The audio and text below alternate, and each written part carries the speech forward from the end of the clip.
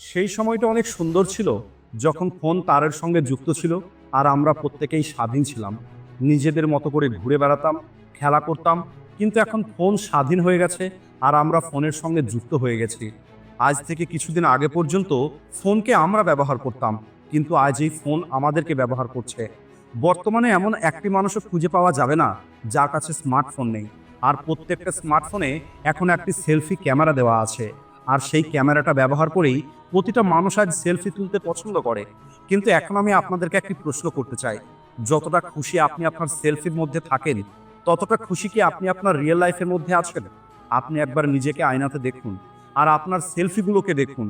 আপনার সেলফিটা আপনার থেকে বেশি খুশিতে নেই তো? আর যদি এর উত্তরটা হ্যাঁ হয়, তাহলে আপনাকে অভিনন্দন। আপনি একটি মিথ্যে জগতের মানুষ হয়ে গেছেন। আজ থেকে মাত্র 15-20 বছর আগেও আমাদের পৃথিবীটা কত সুন্দর ছিল। মানুষজন একে অপরের সঙ্গে কথা বলতো, একে অপরের খোঁজ নিত। যদিও এখনো মানুষ একে অপরের সঙ্গে কথা বলে, একে অপরের খোঁজও রাখে, কিন্তু সেটা মোবাইলের মাধ্যমে। এখন আমি আপনাদের কিছু ফটো দেখাবো। এই প্রত্যেকটা ফটো চিৎকার করে আপনাদেরকে কিছু বলতে চাইছে। হয়তো আপনি গভীরভাবে দেখলে সেই আওয়াজটা শুনতে পাবেন।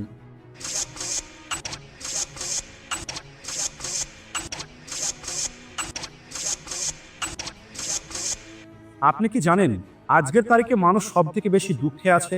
এর কারণ হলো মানুষ আজ অন্যদেরকে খুশিতে দেখতে পাচ্ছে। কেউ অনেক সুন্দর কথা বলেছিল, খুশিতে কেবল সেই থাকবে যে তার নিজের কাজে ব্যস্ত থাকবে, আর দুঃখে কেবল সেই থাকবে যে অন্যের খুশি দেখে হিংসে করবে।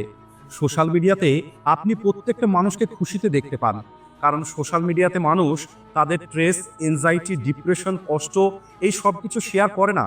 আর আপনি অন্য মানুষের খুশির মুহূর্তগুলোকে দেখে নিজের সঙ্গে তুলনা করে আপনি দুঃখী হয়ে যান।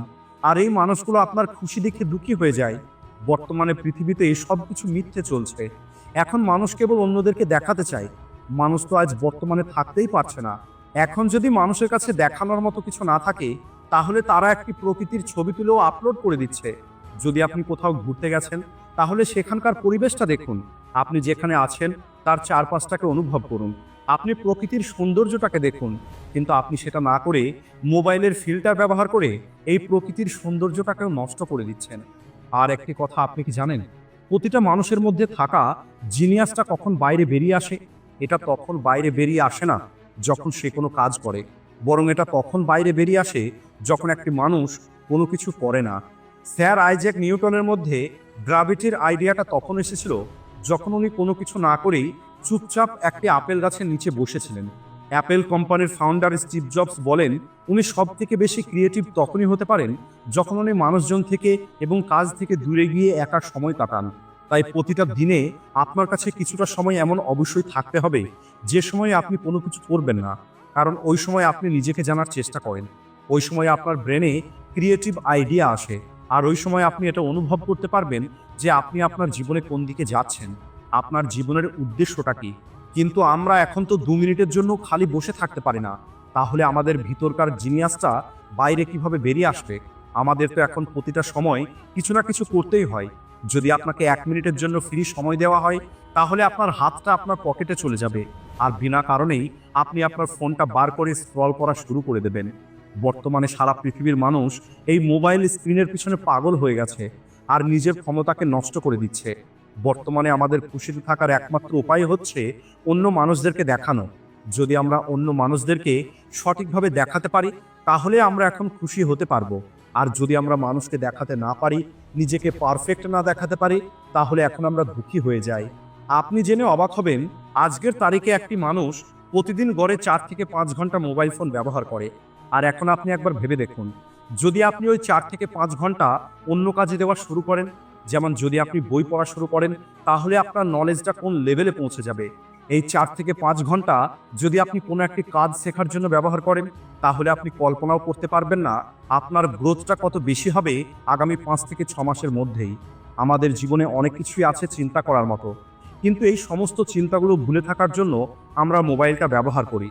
আর সত্যিই কিছু সময়ের জন্য আমরা সব কিছু ভুলে যাই। কিন্তু আপনাকে মনে রাখতে হবে, ওই চিন্তাগুলো কোথাও চলে যায়নি। আপনি আপনার এই সমস্যাগুলো ইগনোর করার কারণে সেটা সময়ের সাথে সাথে আরো বড় হয়ে যাবে। তাই ইগনোর করে আপনার সমস্যাগুলোকে বাড়িয়ে তোলা বন্ধ করুন। বরং আপনি আপনার সমস্যাগুলোর সঙ্গে মোকাবেলা করে সমস্যাগুলোকে শেষ করে ফেলুন। যদি আপনার হঠাৎ করে কেরিয়ারের চিন্তা হয়, তাহলে মোবাইল ব্যবহার করার কারণে কিছু সময়ের জন্য হয়তো আপনার চিন্তাটা দূর হয়ে যাবে, কিন্তু পুনরায় ওই চিন্তাটা আপনার জীবনে চলে আসবে। আপনার কেরিয়ারের চিন্তাটা দূর হবে কেবলমাত্র কেরিয়ার তৈরি করার পরেই। আর কেরিয়ার তখনই তৈরি হবে যখন আপনি সঠিকভাবে কাজ করবেন। বর্তমানে আপনার দুঃখ কষ্টকে ভুলে থাকার জন্য আপনি মোবাইল ব্যবহার করছেন, কিন্তু বিশ্বাস করুন, কিছু সময় পরে আপনার এই কষ্টটা এত বেশি বেড়ে যাবে যে এই মোবাইল তখন আপনাকে আর বাঁচাতে পারবে না। তাই সবশেষে আপনাদেরকে এটাই বলবো, সময় থাকতে আপনি আপনার ভুলটা বুঝে নিন। আপনার কেরিয়ারের উপরে, আপনার নিজের উপরে, আপনার পরিবারের উপরে এবং আপনার রিলেশনের উপরে ফোকাস করুন। আর এই কথাটাও সত্যি, এই মোবাইল ফোন আমাদের জীবনের অনেক কাজকে সহজ করে দিয়েছে। তাই আমি আপনাদেরকে এটা বলছি না যে আপনি মোবাইল ফোন ব্যবহার করবেন না, আপনি মোবাইল ফোনটা ব্যবহার করুন। আমি আপনাদেরকে কেবল এটা বলতে চাইছি, মোবাইল ফোনকে আপনি আপনার জীবন তৈরি না করে মোবাইলকে আপনি আপনার জীবনের একটি অংশ তৈরি করুন। আর মোবাইল এবং আপনার জীবনের মধ্যে একটি ব্যালেন্স তৈরি করুন, যাতে ভবিষ্যতে আপনাকে আফসোস করতে না হয়। আজকের ভিডিওটি এই পর্যন্তই। ভিডিও ভালো লাগলে ভিডিওটিকে লাইক ও শেয়ার করতে ভুলবেন না। ভিডিওটি শেষ পর্যন্ত দেখার জন্য ধন্যবাদ।